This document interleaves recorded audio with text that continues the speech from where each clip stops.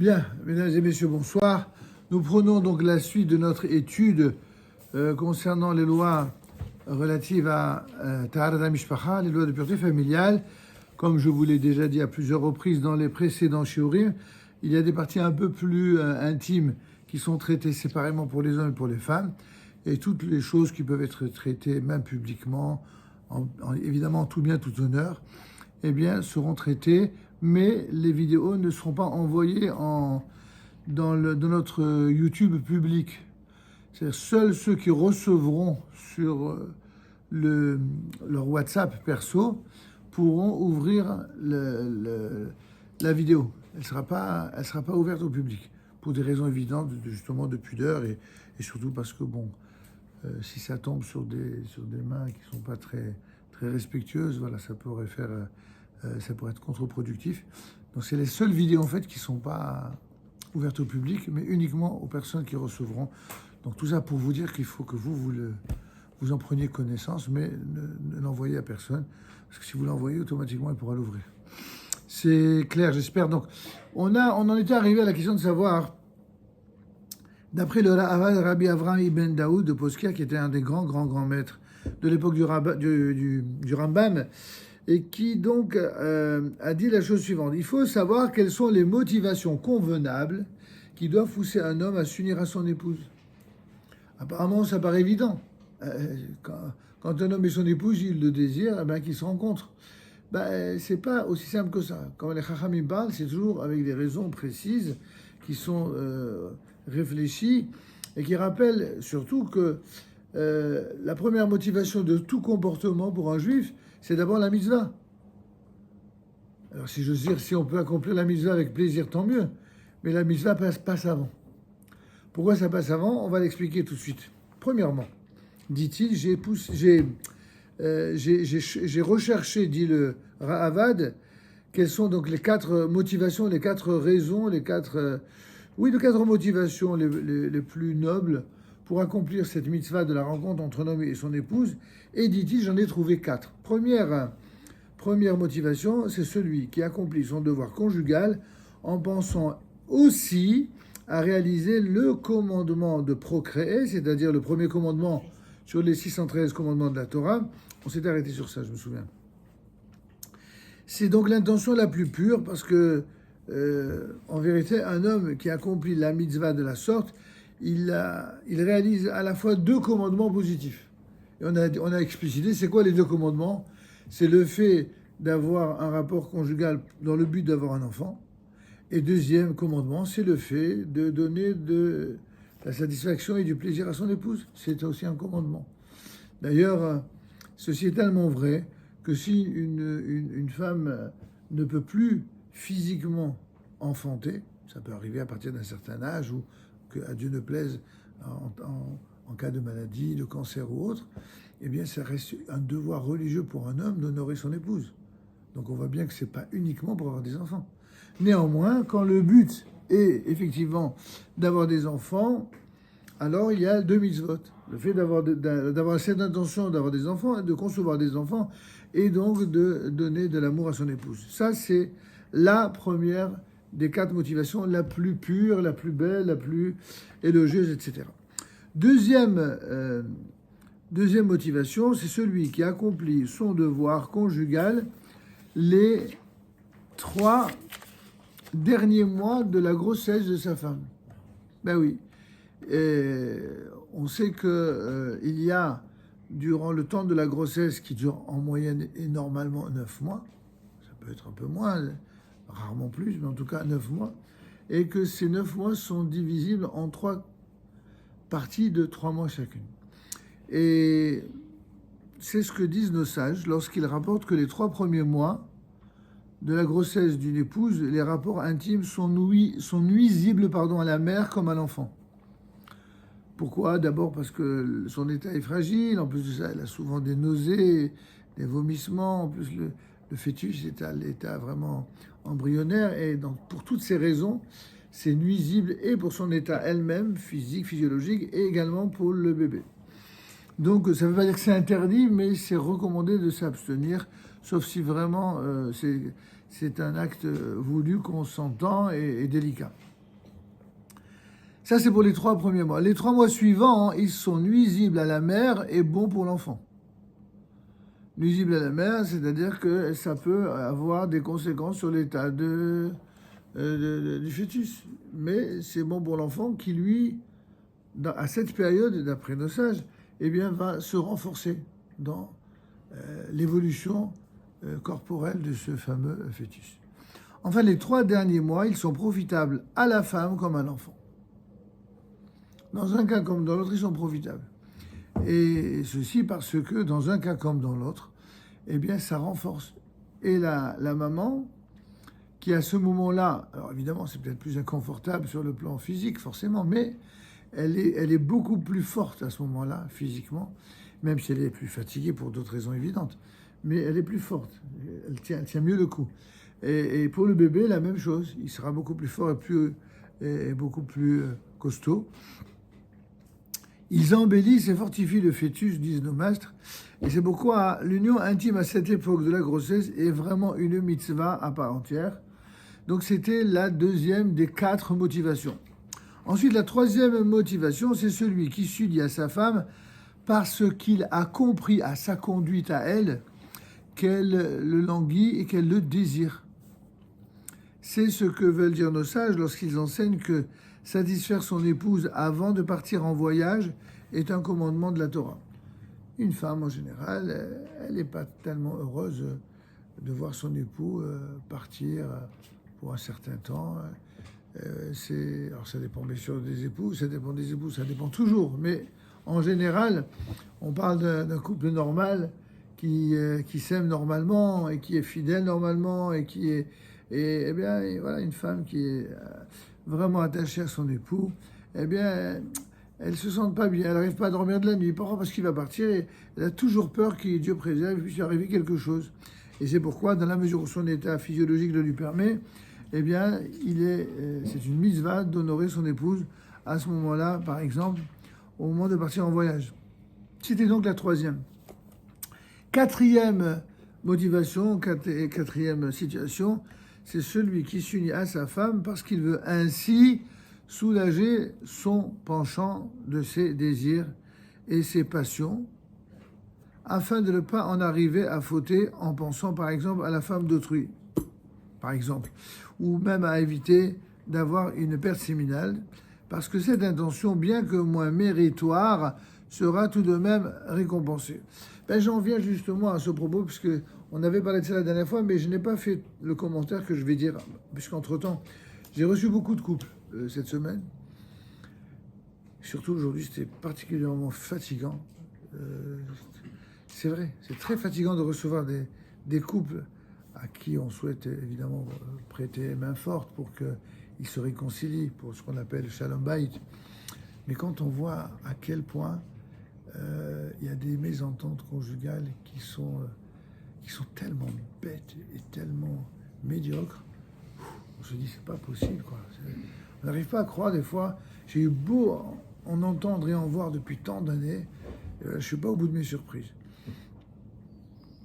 Et là, donc c'est un couple qui était, donc c'est l'épouse qui souhaite me rencontrer avec son époux, parce qu'en fait, voilà, le matin même, elle a très sérieusement parlé d'une demande de divorce.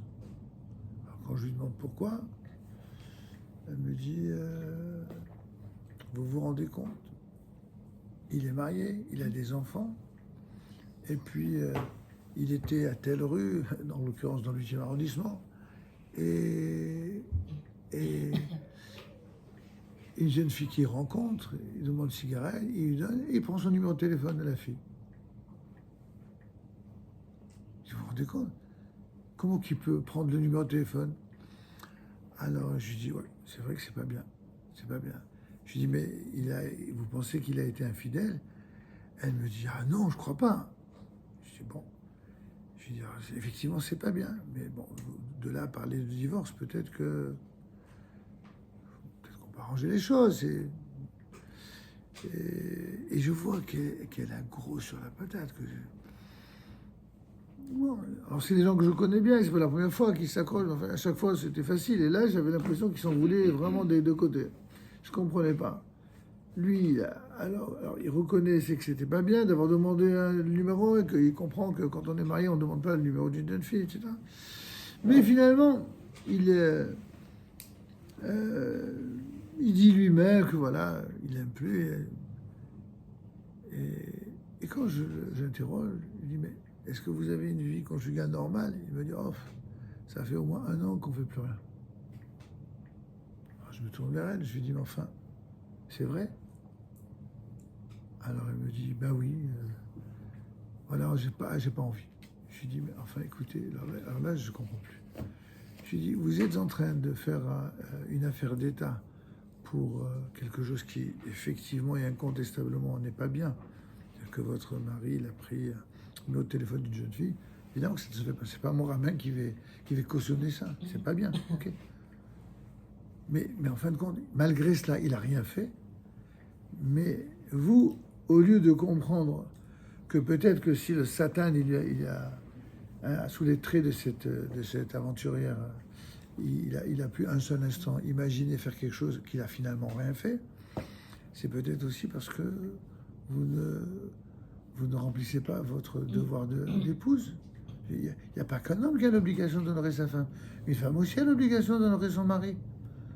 C'est pas parce que tout n'est pas écrit noir sur blanc.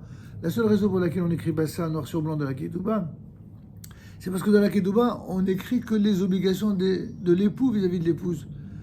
Les obligations de l'épouse, c'est marqué nulle part dans la Ketouba. C'est marqué dans le Shulchan Aruch, dans le Code des lois juives. Tout comme dans le Code des lois juives, on parle des obligations du respect du Shabbat ou du respect de la Kashrut. Alors il y a aussi les obligations de ce qu'une femme doit. Une femme, lorsqu'elle est en mesure de pouvoir être avec son époux, eh bien, elle va au mikvé. Et quand elle va au mikvé, elle a l'obligation, c'est une obligation religieuse, d'aller auprès de son époux. Tout comme lui, Et les obligations, on est dans un monde tellement bizarre que c'est qu'à sens unique. Enfin, c'est pas possible. Il ne s'agit pas de justifier quoi que ce soit, mais peut-être d'expliquer. Si le Satan, il arrive à tourner la tête d'un homme dès qu'il voit un petit bout de femme qui, pardonnez-moi l'expression, dès qu'il se balade dans la rue, c'est pas normal.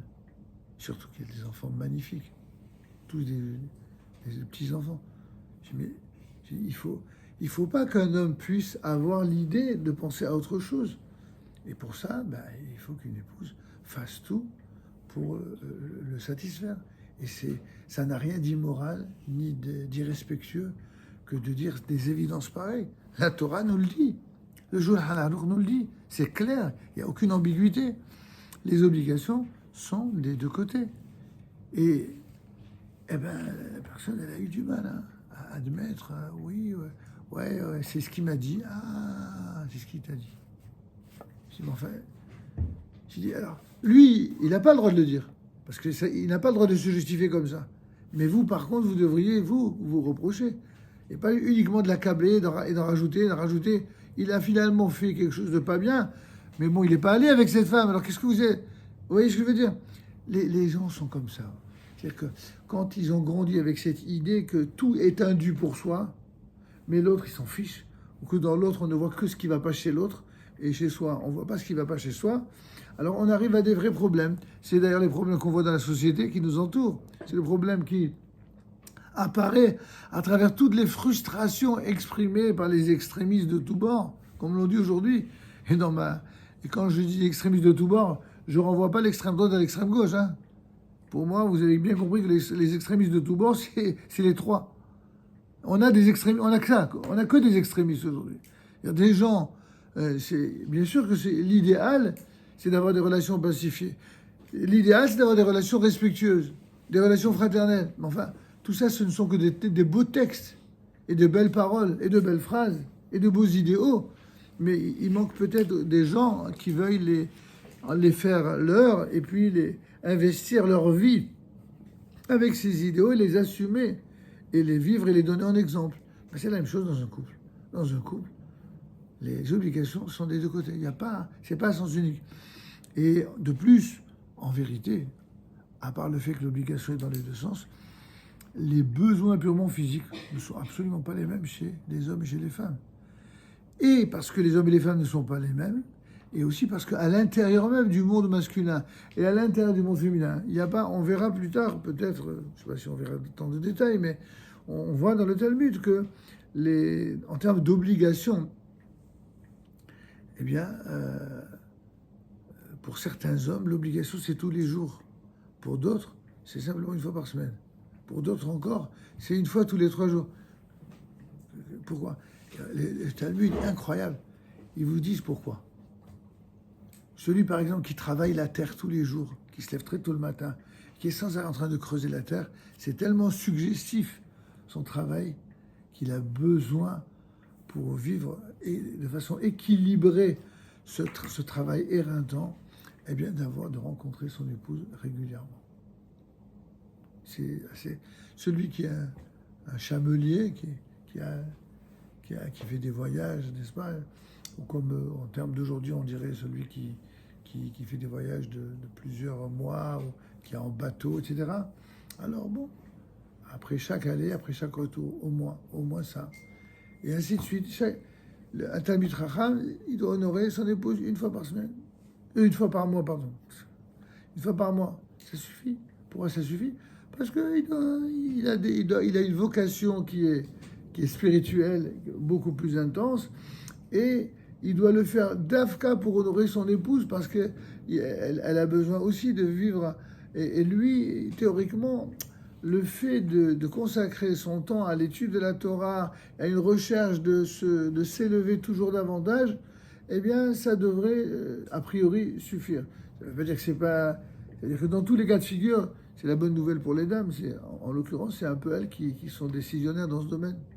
Et un homme, en fait, il doit se conformer au désir réel et profond d'une femme à chaque fois qu'elle est demanderesse.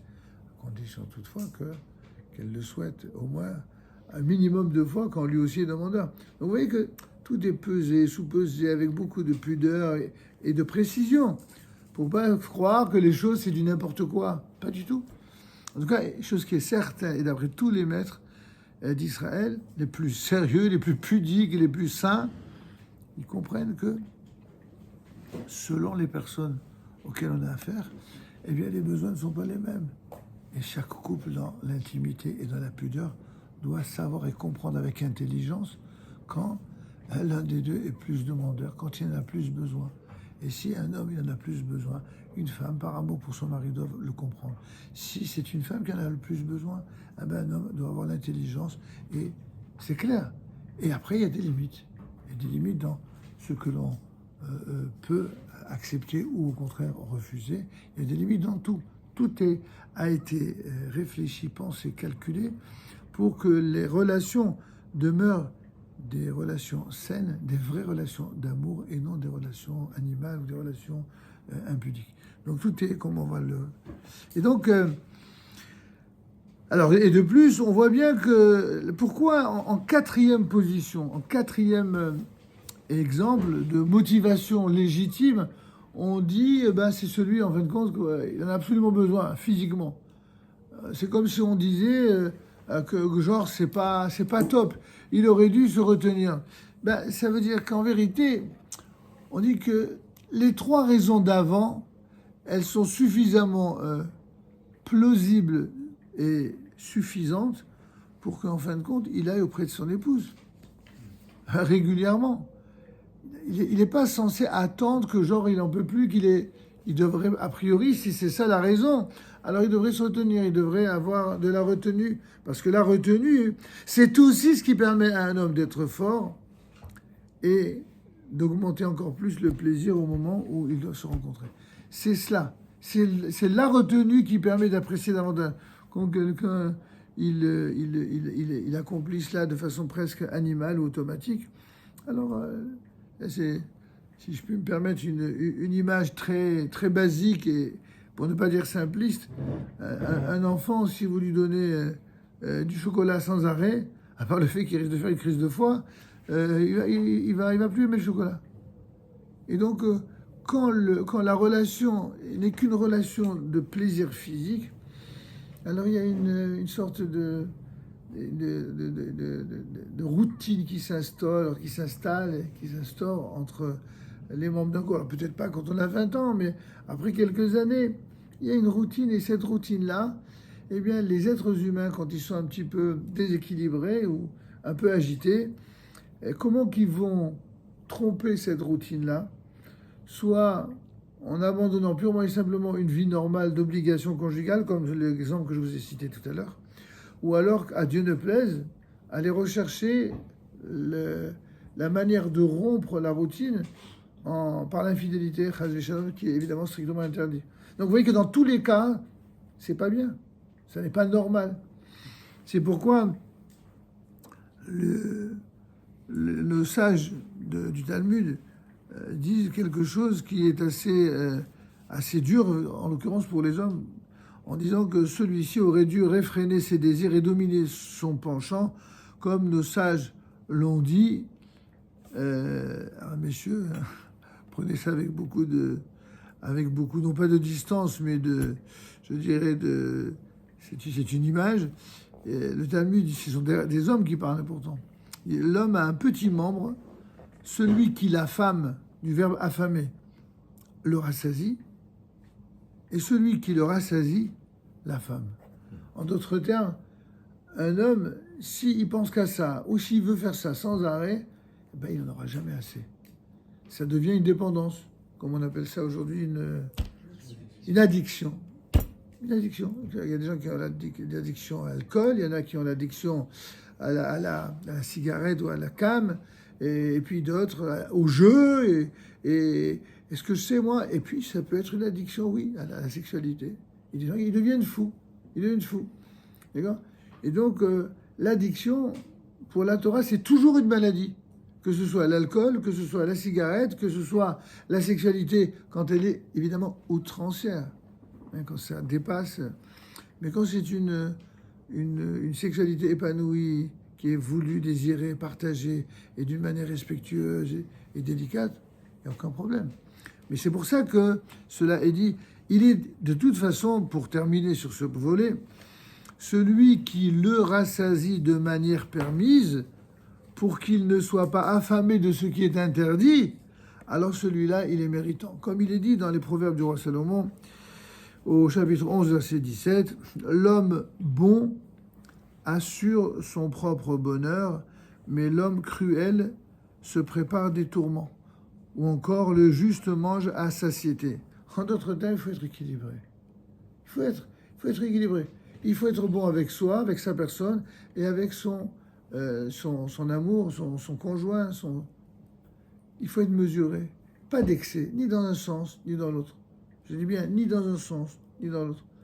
Être excessif dans la dépendance, ça risque de transformer un acte d'amour en un acte animal sans aucun amour, sans aucune pudeur, et ça c'est interdit.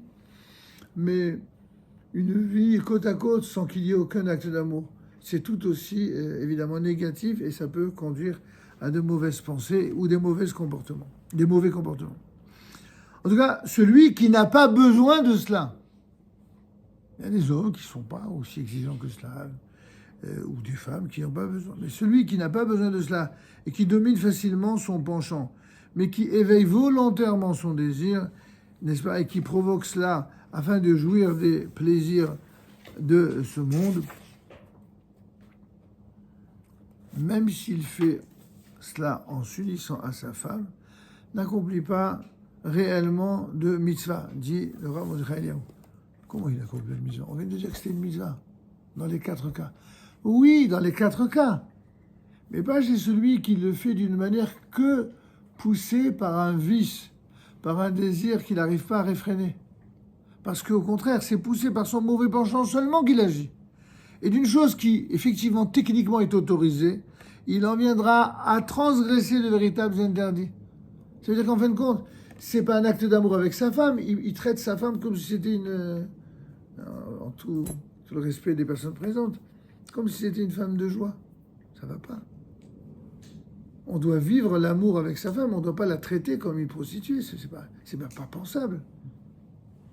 Et dans ce cas-là, faire cela, c'est carrément avoir une attitude qui est contraire à l'esprit de la Torah, et que d'une situation permise, eh bien, il risque d'en arriver à une qui ne l'est pas. Et c'est dans ce contexte que nos maîtres de mémoire bénis ont dit « Celui qui provoque librement sur lui-même eh bien, un plaisir illicite sera rejeté de la communauté. Cela ressemble à celui qui est rassasié, on parle de celui qui, au sens premier du terme, qui est rassasié de la nourriture qu'il mange, et malgré tout, il continue à manger et à boire jusqu'à en vomir. » Voilà l'image assez crue qui est donnée. À son propos, nos sages disent que celui qui casse ses vases dans sa colère devra se considérer comme un idolâtre. Quel rapport? L'idolâtrie. Parce qu'il est esclave de ses passions. Aujourd'hui, elles le poussent à faire ceci. Eh bien, demain, elles l'amèneront à l'idolâtrie. Combien de fois on entend des choses terribles? Mais de toute façon, vous les entendez autant que moi. Pas besoin d'être dans un confessionnat pour les curés ou rabbins pour entendre tout ce que vous entendez à la radio, à la télé, tous les dépravés, tous les détraqués, toutes ces choses, jusqu'à cette petite, je sais même pas une jeune fille, c'est une enfant, une gamine là, de 12 ans, qui a été violée en plus, pour toutes les raisons que vous savez. Comment des jeunes entre 12 et 14 ans, j'ai bien compris, ont pu faire une chose aussi horrible à pratiquement un bébé? Où est-ce qu'on en est arrivé? Comment est-ce possible? Ce n'est possible que dans une société où les enfants ne reçoivent plus d'éducation. C'est pas possible. Un enfant éduqué, même si un garçon, une fille, ils ont leur mauvais penchant, je veux dire, ils vont pas jusqu'à s'adonner à des choses aussi monstrueuses. Pour en arriver à des choses aussi monstrueuses, c'est qu'il n'y a pas d'éducation, il n'y a pas de valeur, il n'y a rien. Ainsi, faudra-t-il toujours se renforcer et surmonter ses désirs afin de s'élever au-dessus de l'animal, qui, lui, n'a pas de frein à ses pulsions. Donc vous voyez que tout ceci est clairement établi, c'est pour que les choses soient justement claires et qu'il n'y ait pas de confusion de la compréhension de ce qui s'appelle vraiment une mitzvah. La mitzvah, c'est pas de la perversion. La mitzvah, c'est un acte d'amour, un acte sacré, je dis bien sacré, où il n'y a absolument aucun tabou. Il ne faut pas confondre tabou et pudeur. Dans la Torah, il doit y avoir pudeur, il doit y avoir respect, et il doit y avoir amour. Et quand il y a respect, pudeur et amour, il n'y a aucun tabou, au contraire. Tout se fait dans les règles de l'art et de la mitzvah. Ce qui nous amène enfin à parler justement du devoir conjugal lui-même, et d'où est la source de ce devoir dans la Torah, ainsi que le commandement de procréer. C'est le shiur suivant.